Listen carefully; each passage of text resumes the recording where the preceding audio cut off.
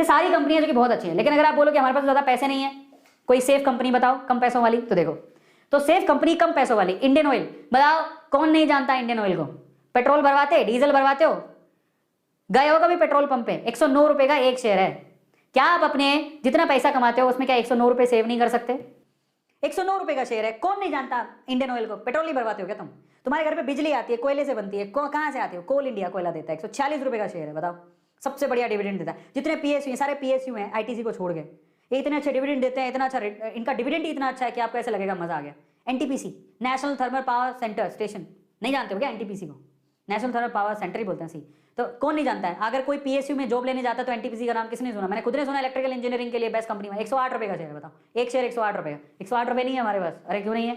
बजा लेंगे, नहीं है तो। ओएनजीसी, बताओ, ऑयल कंपनी, 112 रुपए का शेयर है। पावर ग्रिड, ट्रांसमिशन होती है पावर आपके घर पे, वो इसी के थ्रू होती है, 225 रुपए का शेयर है। आईटीसी, कहाँ नहीं सुने हो तुम आईटीसी को? आईटीसी का अगर प्रोडक्ट खोलोगे ना तुम, आंखें खुल जाएंगी तुम्हारी। आईटीसी के इतने प्रोडक्ट हैं लाइन से, 212 रुपए का शेयर है। बताओ, फंडामेंटली सबसे स्ट्रॉन्ग कंपनी है, कभी ये कंपनी बंद नहीं हो सकती आईटीसी की। बस प्रॉब्लम उसके साथ है क्योंकि टबैको कंपनी है, तो हर बार कुछ ना कुछ गवर्नमेंट के रिस्ट्रिक्शंस रहते हैं, तो शेयर के प्राइस ज्यादा ऊपर बूस्ट नहीं होता है। बट जो फैन है ना आईटीसी कंपनी के, वो आज भी होल्ड करके रखते हैं क्योंकि ये डिविडेंड बहुत अच्छा देता है। डिविडेंड इज लाइक, अगर आपने शेयर खरीदे तो आपको बदले में कंपनियां कुछ देती हैं, पैसा देती हैं, जो आपके अकाउंट में आता है, हमारे भी आता है। तो I know what is the meaning of dividend. 2.5 साल में मैंने सीखा, जब मैं वो बता रहा हूँ।